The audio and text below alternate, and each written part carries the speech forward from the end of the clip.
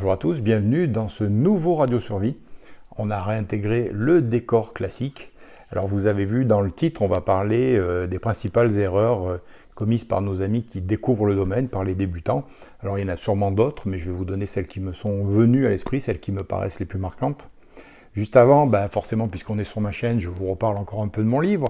Donc pour ceux qui ne l'auraient pas vu, ceux qui n'auraient pas vu la vidéo, il est disponible sur Amazon si vous souhaitez le commander. Je voulais en profiter pour dire un grand merci toujours à ceux qui m'ont fait confiance et qui l'ont commandé, et à tous ceux qui m'ont laissé de très bons commentaires. Donc je suis très content. Apparemment, il a un certain succès, et puis ça encourage pour écrire éventuellement la suite. Donc on ne fait pas plus long que ça sur ce sujet et on attaque directement la vidéo. Donc on va parler des principales erreurs qui sont commises par les débutants. Alors les débutants, il faut comprendre comment ça fonctionne. Généralement, les gens vont nous découvrir au travers de lectures, au travers de reportages, peut-être à la télé ou simplement sur YouTube en se promenant et en tombant sur des vidéos alors de survivalisme, de prévoyance, de ce qu'on veut. Et c'est des choses qui vont les amener à se poser des questions et puis peut-être à vouloir commencer une préparation. Et là, forcément, à force de voir des vidéos de gens qui ont des années de préparation, d'expérience derrière eux, la première erreur que vont commettre très souvent les débutants, c'est de vouloir tout faire très rapidement, vouloir arriver à un très haut niveau très vite, et vu l'ampleur de la tâche, généralement, ils se découragent. À ce moment-là, en cas d'abandon, on va dire, de la préparation, c'est se dire que finalement, je vais rester sur ma petite vie et puis on verra bien ce qui se passe. Alors c'est la première erreur, le premier point qui peut poser problème pour quelqu'un qui souhaite se lancer, qui souhaite se préparer, c'est que forcément, à un moment, à force de regarder à droite et à gauche, la personne va réaliser l'ampleur de la tâche, tout ce qu'il y a à voir dans tous les domaines, et forcément va avoir une période de découragement, une période ou d'avoir envie d'abandonner carrément parce que ça paraît énorme, alors que justement, il faut faire pile l'inverse. C'est-à-dire que plutôt que de se dire « voilà tout ce que je dois faire », c'est se dire « oui, voilà tout ce que je dois faire, mais là pour l'instant, je vais me contenter de faire ça ». Cet aspect découragement, cet aspect abandon, je voulais en parler puisque justement, il va se reconnaître, j'ai un abonné avec qui j'ai eu un échange tout récemment, qui est un peu à l'origine de la vidéo d'ailleurs. On a évoqué ce point de découragement, c'est-à-dire que quand on réalise tout ce qu'il y a à faire, effectivement, on pourrait avoir envie d'abandonner, mais il faut être capable de se fixer des objectifs à long terme. Il faut bien comprendre que les gens que vous voyez sur des vidéos de YouTube et qui vous présentent des années et des années de préparation, il aura fallu effectivement des années et des années. Et vous ne pourrez pas arriver à ce résultat-là en une semaine. Donc c'est un point. Ne pas abandonner, se dire qu'on va faire les choses petit à petit, une chose après l'autre, il faut essayer de planifier. La deuxième erreur qui est en lien directement avec ça, c'est que si on se dit dans 15 jours il faut que je sois prêt, le débutant aura tendance à se jeter sur le matériel. Alors là aussi, on le dit assez souvent, oui c'est bien d'avoir du matériel, mais ce qui va compter c'est d'avoir ce qui va beaucoup compter c'est d'avoir de l'expérience, savoir utiliser son matériel, savoir s'adapter, savoir faire sans ce matériel, et donc c'est de l'expérience, c'est de l'expérimentation, c'est des connaissances, et tout ça finalement c'est pas du matériel, c'est pas le matériel que vous allez acheter.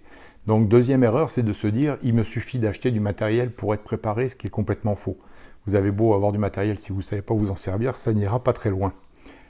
La troisième erreur que je note aussi assez souvent, c'est se concentrer vraiment sur ce qu'on aime.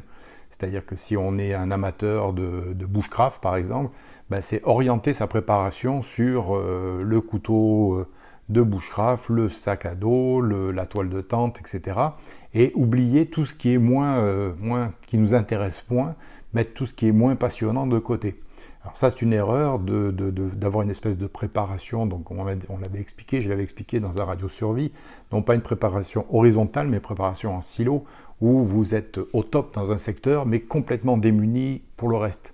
Donc c'est une erreur aussi fréquente d'avoir non pas une préparation homogène, une préparation qui couvre un peu tous les secteurs et qui grossit avec le temps, mais d'avoir au contraire un secteur qui est complètement préparé, un secteur où vous êtes au maximum, et d'avoir des déficiences sur tout le reste. Donc ça c'est un autre point très important, d'être capable donc d'avoir une préparation qui soit réaliste, qui corresponde à une préparation tout azimut, qui vous permet de couvrir tous les points que vous devrez couvrir.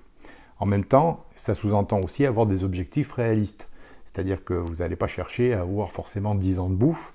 Vous pouvez peut-être vous fixer un objectif de 3-4 mois de réserve devant vous et vous allez commencer progressivement. Ça reste un objectif réaliste. Peut-être pas la peine d'avoir 100 mètres cubes d'eau potable à la maison, mais d'arriver à terme à avoir 2-3 mètres cubes d'eau potable ou d'avoir du matériel pour la filtrer, etc. Donc c'est d'obtenir d'une certaine façon, d'atteindre d'une certaine façon l'objectif réaliste qu'on s'est fixé, mais en même temps l'étaler dans le temps pour qu'on n'ait pas ce sentiment de découragement face à l'ampleur du travail qui est à accomplir et la complexité des choses. Alors du coup, si on s'est fixé des objectifs réalistes, ben là, je vous renvoie vers la pyramide des risques, une des vidéos que vous allez pouvoir trouver sur la chaîne, qui n'est pas forcément la plus télégénique, mais enfin qui, à mon sens, est le point de départ de tout. C'est que de toute façon, votre préparation, vous allez avoir une préparation qui va être typée par rapport à vous, par rapport à votre milieu de vie, par rapport à votre santé, par rapport à votre situation familiale, par rapport à votre environnement, par rapport à votre travail, votre âge, votre état de santé. Donc ça, toute préparation doit commencer obligatoirement, non pas par l'achat d'un couteau de survie, mais par l'évaluation réelle de vos besoins, ce dont vous avez réellement besoin, qui va être complètement différent de ce dont moi j'ai besoin, même si forcément on va avoir besoin d'eau et de bouffe tous les deux, mais malgré tout, vous allez peut-être avoir besoin d'insuline, vous allez peut-être avoir besoin de certaines choses particulières par rapport à tout ce qui vous entoure et par rapport à votre vie. Donc ça va être d'adapter votre préparation à vos besoins réels, mais en même temps à vos risques réels. C'est-à-dire que si vous vivez au bord de la mer, au bord de la plage, peut-être que vous avez plus de risques, ou au bord d'une rivière, d'avoir des inondations que celui qui vit au sommet de la montagne. Donc vous allez devoir adapter votre préparation à vos risques. Et ça, c'est le point de départ. C'est le moins romantique qui soit, puisque au début, ça ne consiste pas à aller se chercher un 12 et un couteau de survie et se mettre un bandeau et aller jouer dans les bois. Ça consiste à s'asseoir avec une feuille de papier et puis à essayer de comprendre quels sont les risques qu'on doit couvrir et comment on peut les couvrir et établir un plan de match progressif, lent, qui va vous permettre, étalé dans le temps, d'arriver à un niveau de préparation qui soit réaliste et qui corresponde réellement à ce dont vous avez besoin. Donc pour ça, il faut être conscient de ces risques et être capable de bien les juger et bien les déterminer. Une autre erreur que font certains aussi, c'est de vouloir faire comme quelqu'un. Comme je viens de vous le dire, votre préparation est très personnelle, elle correspond réellement à votre réalité qui va être différente de la mienne, celle du voisin. Donc de se dire je vais faire comme un tel, que ce soit moi ou n'importe qui, n'importe quel autre youtubeur, n'importe quelle autre personne qui vous parle de survie, de prévoyance, de survivalisme, de faire exactement la même chose, ce serait une erreur fondamentale puisque oui, on va avoir du matériel en commun, oui, on va avoir des solutions en commun, mais malgré tout, chacun va avoir des solutions qui vont être adaptées à côté, adaptées à sa réalité et à ses propres problèmes.